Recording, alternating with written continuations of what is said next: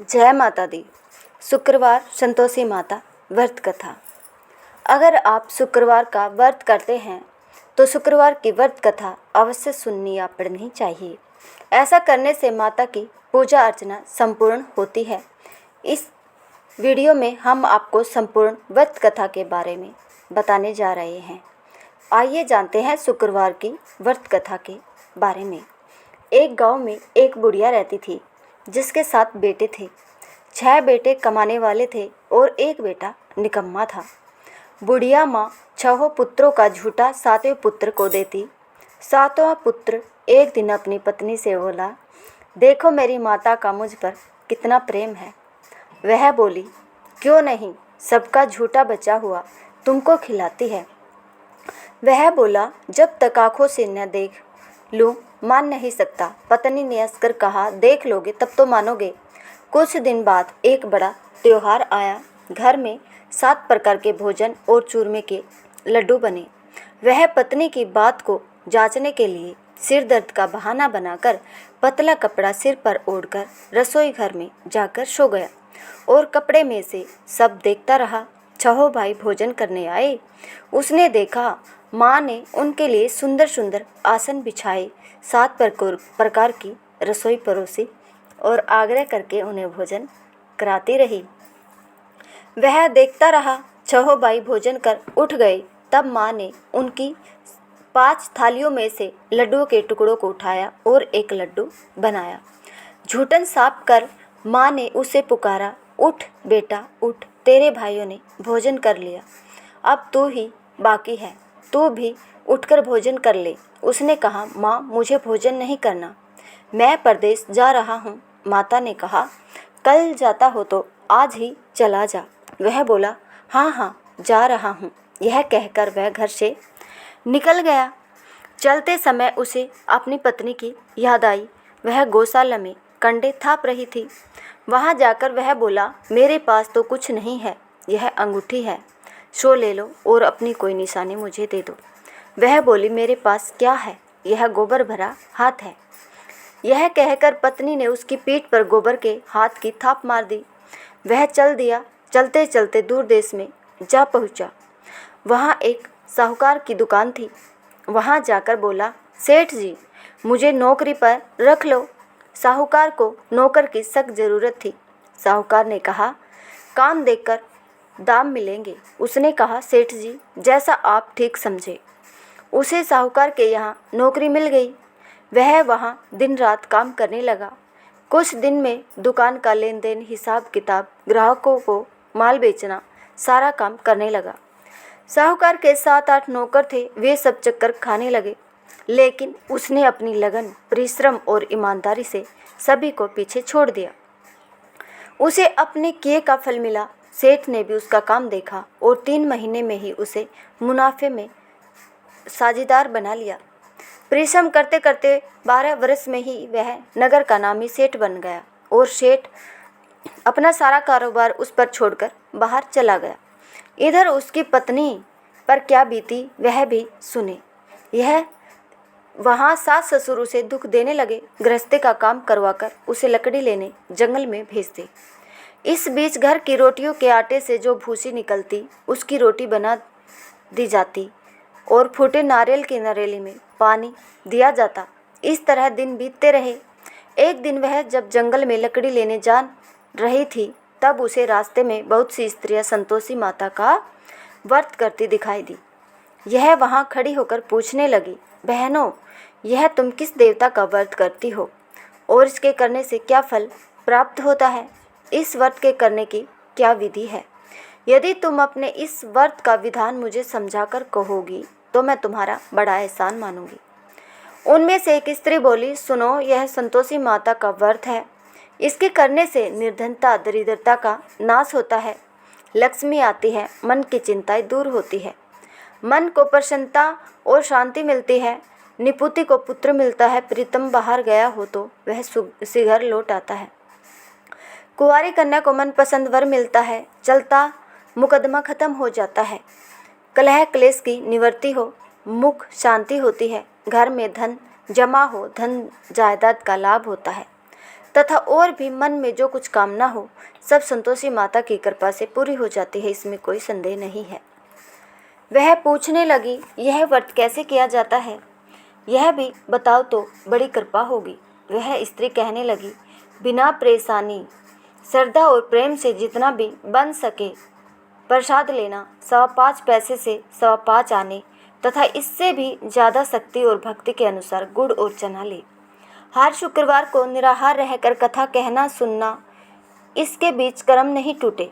लगातार नियम पालन करना। सुनने वाला कोई न मिले तो घी का दीपक जलाकर उसके आगे जल के पात्र को रख कथा कहना, परंतु नियम न टूटे।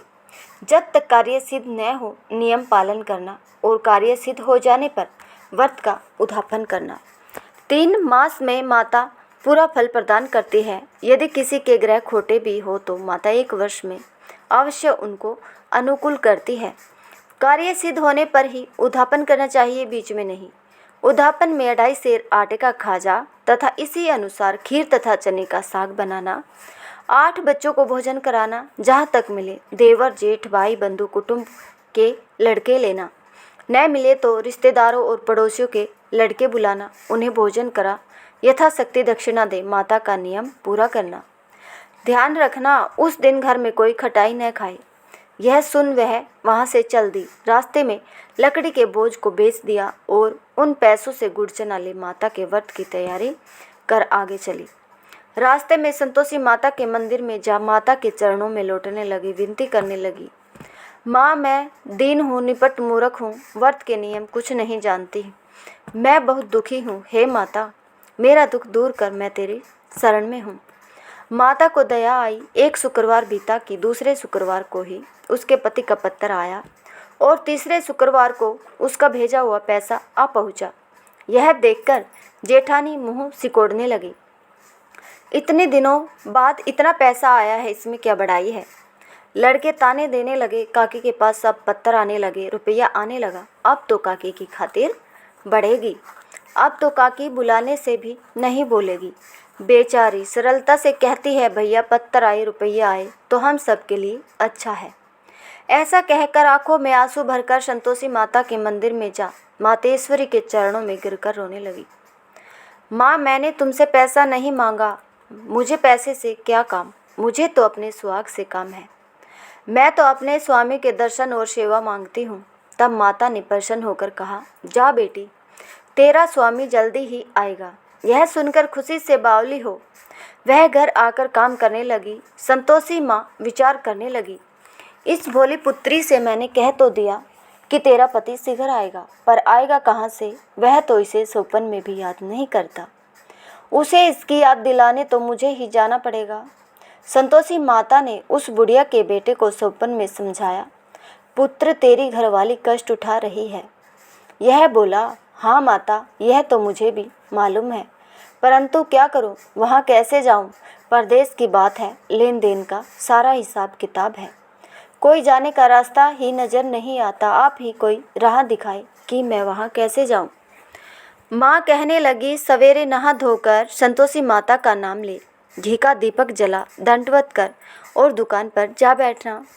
देखते देखते तेरा लेन देन चुक जाएगा, जमा माल बिक जाएगा, सांझ होते होते धन का ढेर लग जाएगा। वह अगले दिन सुबह बहुत जल्दी उठा। उसने अपने मित्र बंधुओं परिचितों से सौपन में माता द्वारा कही गई बात कह सुनाई। वे सब उसकी बात सुनकर उसकी खिल्ली उड़ाने लगे। वे कहने लगे कि कहीं कभी सपने की बात भी सच्ची होती है। एक बूढ़ा व्यक्ति बहुत समझदार था। वह बोला, देखो भाई मेरी बात मानो, इस तरह सच या झूठ कहने के बदले देवता ने जैसा कहा है वैसा ही करना, तेरा क्या जाता है। बूढ़े की बात मानकर नहा धोकर उसने संतोषी माता को प्रणाम किया। फिर घी का दीपक जलाकर दुकान पर जा बैठा। शाम तक धन का ढेर लग गया। वह हैरान हुआ, मन में संतोषी माता का नाम ले प्रसन्न हो घर जाने के वास्ते गहना कपड़ा व सामान खरीदने लगा। सब काम से निपट अपने घर को रवाना हुआ। उधर उसकी पत्नी जंगल में लकड़ी लेने गई। लौटते वक्त थक जाने के कारण संतोषी माता के मंदिर पर विश्राम करने बैठ गई। यह तो उसका रोज रुकने का स्थान जो ठहरा। धूल उड़ती देख उसने माता से पूछा, हे माता, यह धूल कैसी उड़ रही है? माँ ने कहा, हे पुत्री, तेरा पति आ रहा है। अब तू ऐसा कर, लकड़ियों के 3 बोझ बना ले। एक नदी के किनारे रख, दूसरा मेरे मंदिर पर और तीसरा अपने सिर पर रख। तेरे पति को लकड़ी का गट्ठर देखकर मोह पैदा होगा। यह वहाँ रुकेगा, नाश्ता पानी बना खाकर माँ से मिलने जाएगा। तू लकड़ी का बोझ उठाकर जाना और बीच चौक में गट्ठर डालकर 3 आवाज़ें जोर से लगाना। लो सासू जी, लकड़ियों का गट्ठर लो, भूसे की रोटी दो, नारियल के खोपरे में पानी दो, आज कौन मेहमान आया है। संतोषी माँ की बात सुनकर वह बहुत अच्छा माँ कहकर प्रसन्न मन से लकड़ियों के 3 बोझ बना लाई। एक नदी के तट पर, दूसरा माता के मंदिर पर रखा। इतने में ही मुसाफिर वहाँ आ पहुँचा। सूखी लकड़ी देख उसको इच्छा हुई कि अब यही विश्राम कर ले और भोजन बना खा पीकर गांव चले। इस प्रकार भोजन कर विश्राम कर वह अपने गांव को आ गया। उसी समय बहू सिर पर लकड़ी का गट्ठर लिए आई। उसने गट्ठर को आंगन में डाल जोर से 3 आवाज़ें दी। लो सासू जी, लकड़ी का गट्ठर लो, भूसे की रोटी दो, नारियल के खोपरे में पानी दो, आज कौन मेहमान आया है। यह सुनकर सास ने अपने दिए हुए कष्टों को भुलाने के लिए कहा, बहू तू ऐसा क्यों कहती है, तेरा मालिक ही तो आया है। बैठ, मीठा भात खाकर कपड़े गहने पहन। पत्नी की आवाज़ सुनकर उसका स्वामी बाहर आया और उसके हाथ में अपनी पहनी अंगूठी देखकर व्याकुल हो गया। उसने माँ से पूछा, माँ यह कौन है? माँ बोली, बेटा तेरी पत्नी है। आज 12 वर्ष हो गए हैं जब से तू गया है, तब से सारे गांव में जानवर की तरह भटकती फिरती है। काम काज कुछ करती नहीं है, 4 समय आकर खा जाती है। अब मुझे देखकर भूसी की रोटी और नारियल के खोपरे में पानी मांगती है। वह बोला, माँ मैंने इसे भी देखा है और तुम्हें भी। मुझे दूसरे घर की चाबी दो, मैं उसमें रहूँगा। ठीक है बेटा, जैसी तेरी मर्जी कहकर माँ ने चाबी का गुच्छा बेटे के सामने रख दिया। उसने दूसरे घर को खोलकर सारा सामान जमाया। एक ही दिन में वहाँ राजा के महल जैसा ठाठ बाट बन गया। अब क्या था, वह सुख भोगने लगी। अगला शुक्रवार उसने पति से कहा, मुझे संतोषी माता का उद्यापन करना है।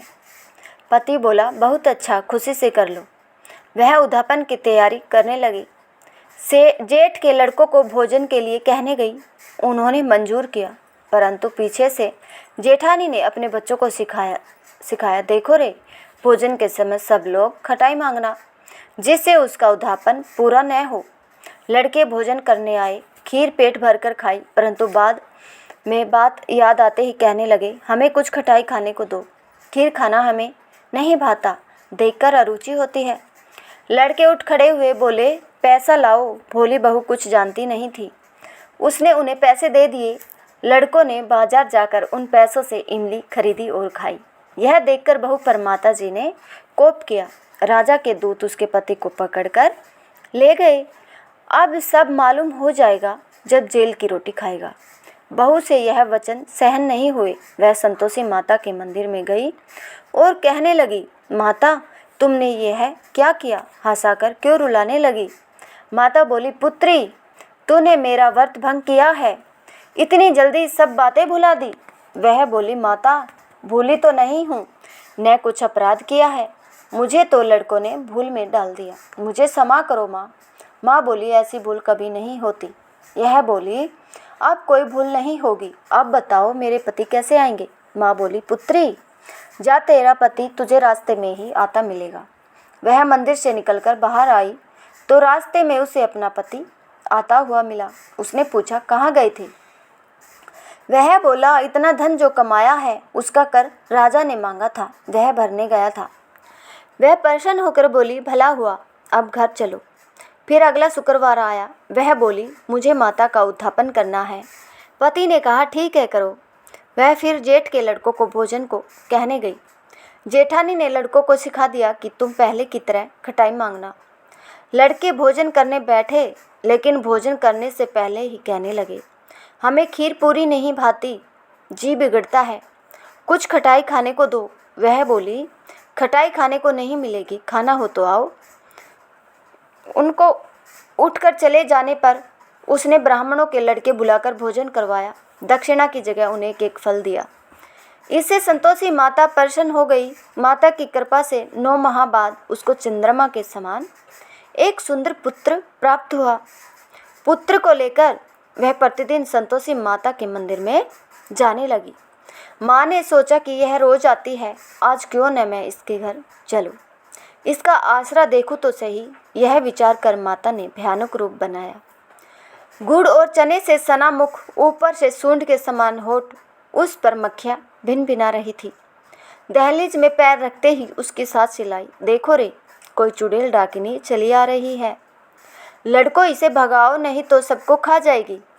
बहू रोशनदान में से सब देख रही थी। वह प्रसन्न हो उठी। आज मेरी माता मेरे घर आई है, यह कहकर दूध पीते बच्चे को गोद से उतार दिया।